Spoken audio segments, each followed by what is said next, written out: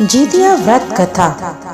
जितिया व्रत माताएं अपनी संतान की दीर्घायु के लिए रखती हैं। यह एक निर्जला व्रत है जो कि अश्विन मास के कृष्ण पक्ष की अष्टमी को रखा जाता है।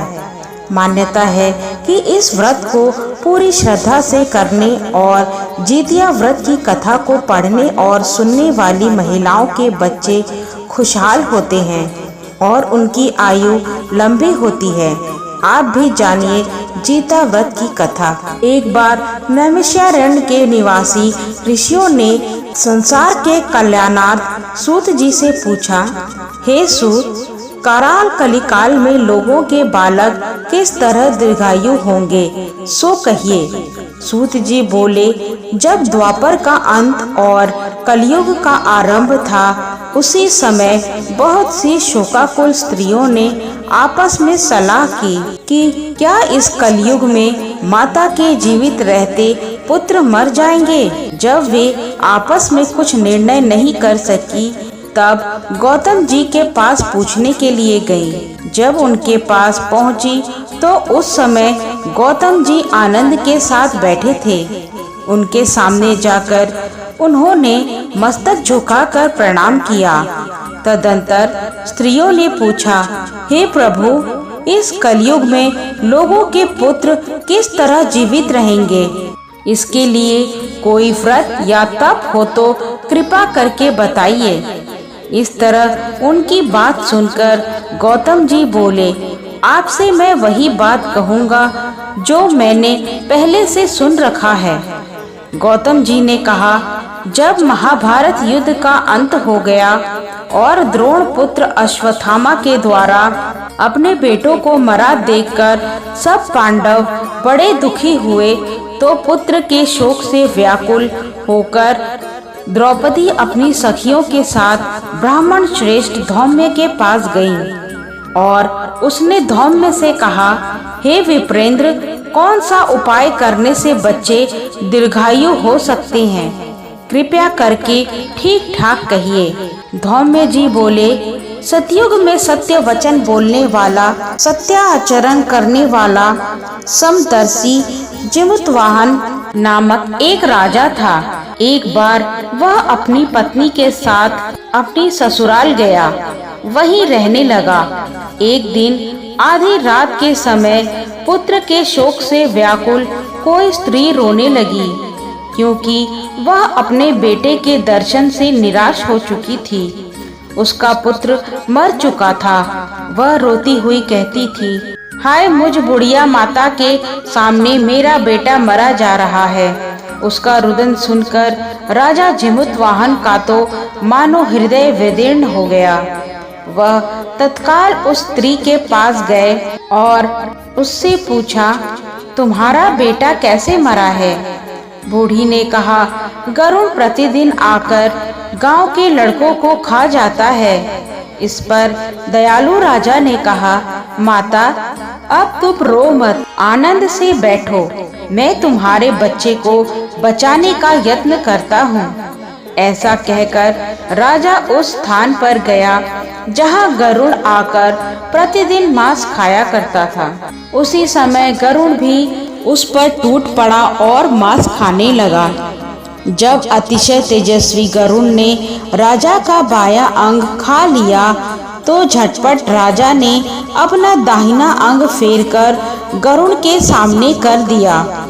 यह देखकर गरुड़ जी ने कहा, तुम कोई देवता हो? कौन हो तुम? मनुष्य तो नहीं जान पड़ते। अच्छा, अपना जन्म और कुल बताओ। पीड़ा से व्याकुल मन वाले राजा ने कहा, हे पक्षीराज, इस तरह के प्रश्न करना व्यर्थ है। तुम अपनी इच्छा भर के मेरा मांस खाओ। यह सुनकर गरुड़ रुक गए और बड़े आदर के साथ राजा के जन्म और कुल की बातें पूछने लगे। राजा ने कहा, मेरी माता का नाम शैव्या और पिता का नाम शालिवाहन है। सूर्यवंश में मेरा जन्म हुआ है और जिमुतवाहन मेरा नाम है। राजा की दयालुता देखकर गरुड़ ने कहा, हे महाभाग, तुम्हारे मन में जो अभिलाषा हो वर मांगो। राजा ने कहा, हे पक्षीराज, यदि आप मुझे वर दे रहे हैं तो वर दीजिए कि आपने अब तक जिन प्राणियों को खाया है वे सब जीवित हो जाएं। हे स्वामी, अब से आप यहाँ बालकों को न खाएं और कोई ऐसा उपाय करें जहाँ जो उत्पन्न हो वे लोग बहुत दिनों तक जीवित रहें। धौम्य ने कहा कि पक्षीराज गरुड़ राजा को वरदान देकर स्वयं अमृत लाने के लिए नागलोक चले गए। वहां से अमृत लाकर उन्होंने उन मरे मनुष्यों की हड्डियों पर बरसाया। ऐसा करने से सब लोग जीवित हो गए जिनको कि पहले गरुड़ ने खाया था। राजा के त्याग और गरुड़ की कृपा से वहां वालों का बहुत कष्ट दूर हो गया। उस समय राजा के शरीर की शोभा दूनी हो गई थी। राजा की दयालुता देखकर गरुड़ ने फिर कहा, मैं संसार के कल्याणार्थ एक और वरदान दूंगा।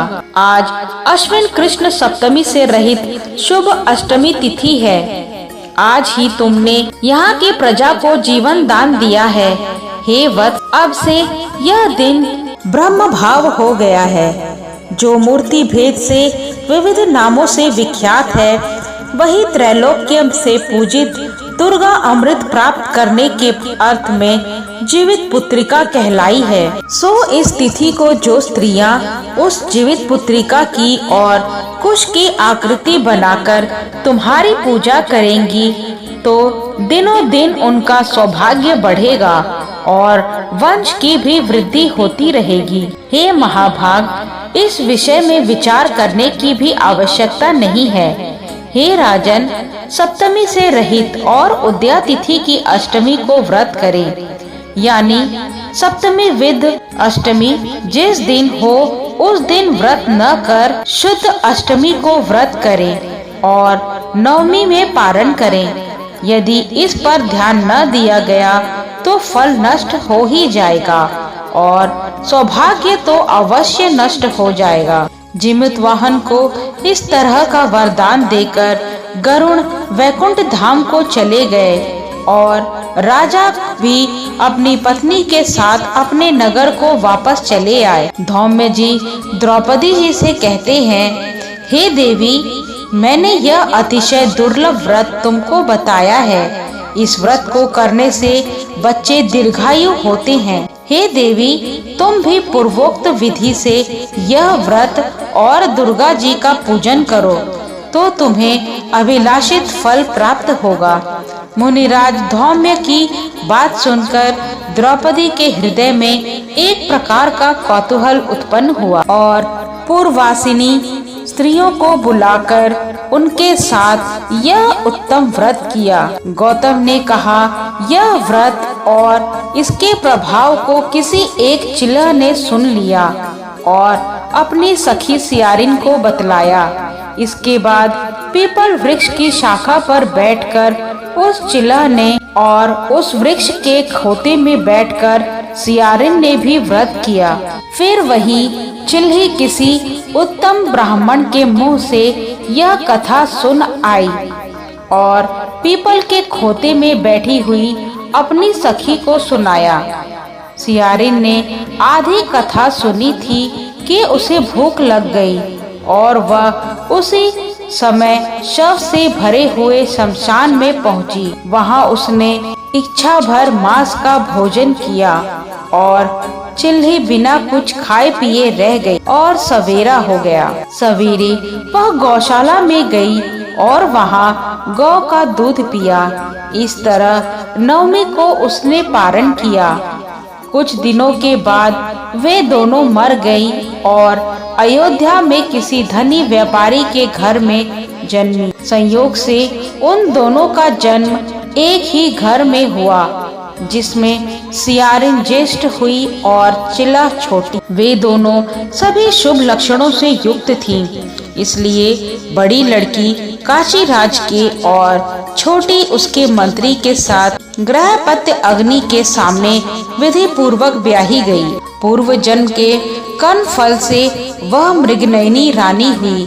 जिस किसी भी संतान को उत्पन्न करती वह मर जाती थी और पूर्व जन्म की बातों को स्मरण करने वाली मंत्री की पत्नी ने अष्टवसुओं के सदृश तेजस्वी 8 बेटे उत्पन्न किए और सभी जीवित रह गए। अपनी बहन के पुत्रों को जीवित देखकर ईर्ष्यावश राजपत्नी ने अपने स्वामी से कहा कि यदि तुम मुझे जीवित रखना चाहते हो तो इस मंत्री के सभी पुत्रों को उसी जगह भेज दो जहां मेरे बेटे गए हैं, अर्थात इन्हें मार डालो। यह सुनकर राजा ने उस मंत्री के पुत्रों को मारने के लिए कई नए प्रकार के उद्योग किए, पर मंत्री पत्नी ने जीवित पुत्रिका के पुण्य बल से बचा लिया।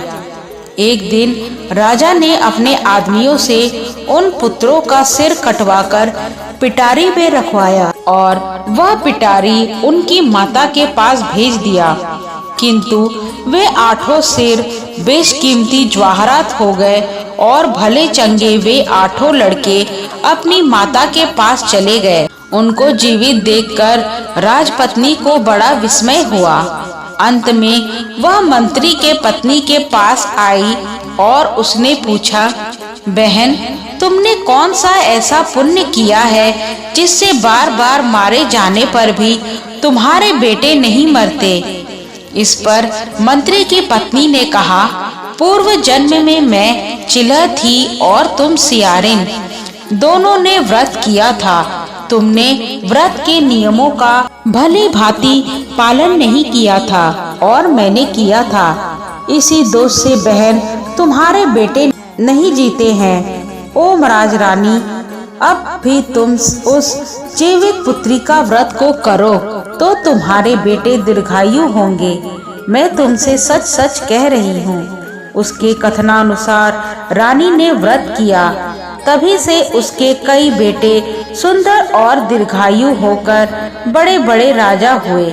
सूत जी कहते हैं कि सभी प्रकार का आनंद देने वाला मैंने यह दिव्य व्रत बतलाया। स्त्रियां चिरंजीवी संतान चाहती हो तो विधि पूर्वक यह व्रत करें। जय जिमुतवाहन बाबा।